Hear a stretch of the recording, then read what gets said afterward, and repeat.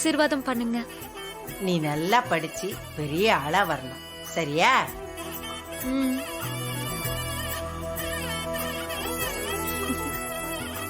இந்த தேங்க்ஸ் பாட்டி.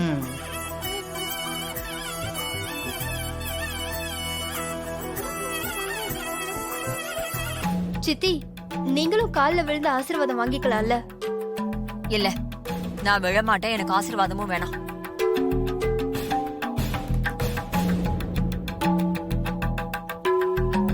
இருங்க, என்னை ஆசீர்வாதம் பண்ணுங்க. நீ எப்பவும் வீட்டோட மாப்பிள்ளையா சந்தோஷமா இருக்கணும். தங்களின் ஆசீர்வாதம்.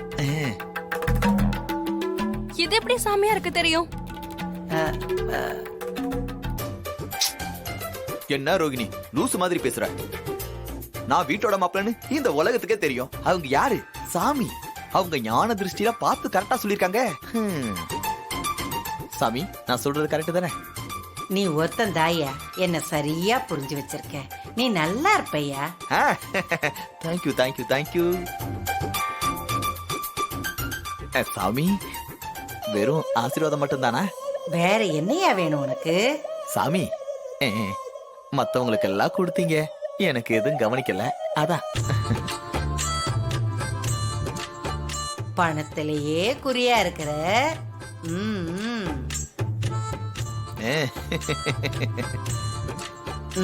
தயா. மகாலட்சுமி, ரொம்ப நன்றிமா.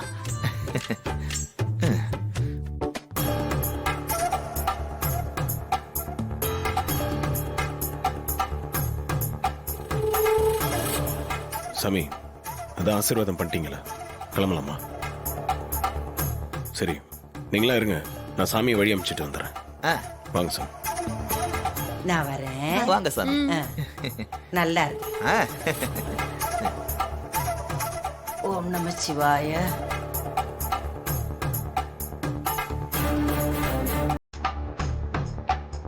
டிரைவர்,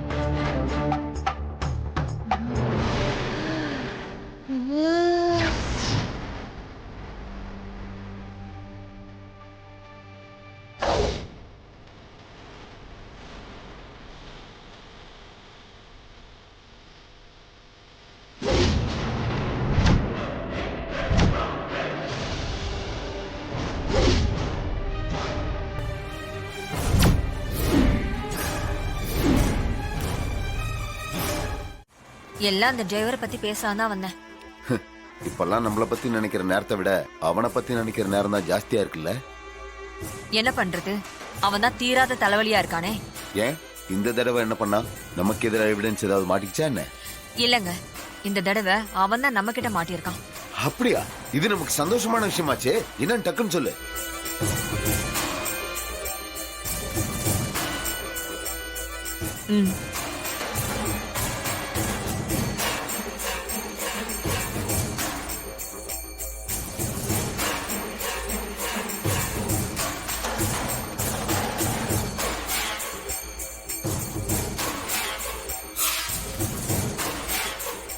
அந்த டிரைவர் ஏதோ பொம்பளை சாமியார்ட்ட பேசிட்டு இருக்கான். இதே எதுக்கு என்கிட்ட காட்டுற? இதுல அவன் மாற்ற மாதிரி ஒண்ணுமே இல்லையா சந்திரா? வீடியோவை நல்லா பாருங்க, உங்களுக்கு எதுவும் வித்தியாசமா தெரியல?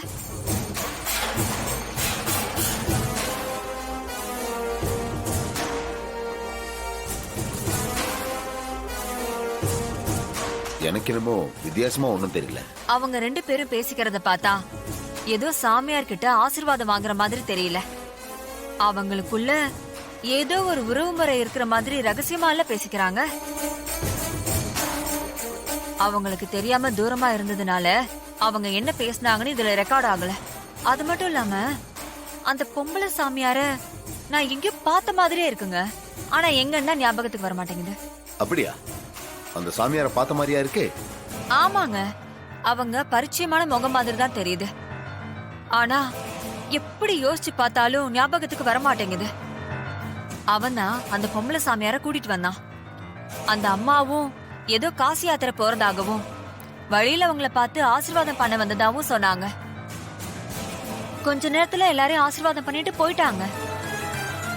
நானும் அவங்க யாருன்னு தெரிஞ்சுக்கிறதுக்காக அவங்க பின்னாடியே ஃபாலோ பண்ணி போனேன். ஆனா கொஞ்ச நேரத்துல எங்க மிஸ் பண்ணி தொலைஞ்சிட்டேன். நீ எனக்கு ஃபோன் பண்ணி சொல்லிதுனா நானும் வந்திருப்பேன்ல. அந்த பொம்பளை சாமியார் யாருன்னு ஈஸியா கண்டுபிடிச்சிருக்கலாம். ஏங்க அந்த அவசரத்துல அதுக்கெல்லாம் நேரமே இல்ல. நானே எப்படியாவது கண்டுபிடிச்சிடலான்னு தான் போனேன். ஆனா எப்படியும் மிஸ் பண்ணிட்டேன். அதான் வருத்தமா இருக்கு. ஆனா அந்த டிரைவருக்கும் அந்த பொம்பளை சாமியாருக்கும் ஏதோ ஒரு சம்பந்தம் இருக்கிற மாதிரி தெரியுதுங்க. அவங்க யாருன்னு கண்டுபிடிச்சிட்டா போதும். அந்த டிரைவர் யாரு என்னங்கிற விஷயம் ஓரளவுக்கு நம்ம கண்டுபிடிச்சிடலாம். சரி, அந்த வீடியோவை எனக்கு அனுப்பு. நானும் அந்த பொம்பளை சாமியார் யாருன்னு தேடி பார்க்கறேன். சரிங்க.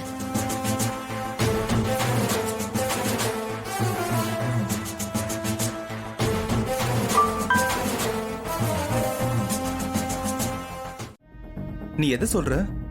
அந்த டிரைவர் பையலுக்கும் ரேவதிக்கும் இடையில நடந்த விஷயங்களை தான் சொல்றேன். அது எல்லாம் பார்க்க எனக்கும் கஷ்டமா தான் இருந்துச்சு. ஆனா எல்லாமே எதிர்ச்சியா நடந்ததுக்கு நாம என்ன பண்ண முடியும்? இல்லடா, ஏதோ ஒரு விஷயம் அப்படி நடந்தா நாம எதேச்சியா நடந்ததா சொல்லலாம். ஆனா அந்த டிரைவர் பையன் கரண்ட் ஷாக்ல இருந்து காப்பாத்துற மாதிரி ரேவதிக்கு முதலுதவி கொடுத்தது, கோலத்துக்கு நடுவுல இருந்த ரேவதிய கைய புடிச்சு தூக்கி அவன் மேலேயே விழ வச்சது, ரேவதி கண்ணை கட்டி தேடுறப்போ அவனை கட்டி பிடிச்சது, எல்லாத்தையும் எதேச்சியா நடந்ததுன்னு சொல்ல முடியாதுடா. அப்ப இதுக்கு பின்னாடி ஏதோ பிளான் இருக்குன்னு சொல்ல வரியா? ஆமாண்டா, கண்டிப்பா பிளான் இருக்கு. அந்த டிரைவர் பையன் தான் இதெல்லாம் பிளான் பண்ணிருக்கணும். அப்படியா சொல்ற?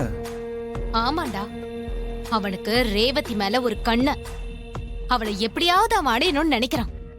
அதுக்காக தான் நம்ம முன்னாடியே அந்த மாதிரி விஷயங்கள்லாம் அவன் செஞ்சுக்கிட்டு இருக்கான். நாம அதெல்லாம் பார்த்து கடுப்பாகி பொண்ணு வேணான்னு சொன்னா அவர் ரூட் கிளியர் தானே. ரேவதியை ஈஸியா கல்யாணம் பண்ணிட்டு போயிடுவான்.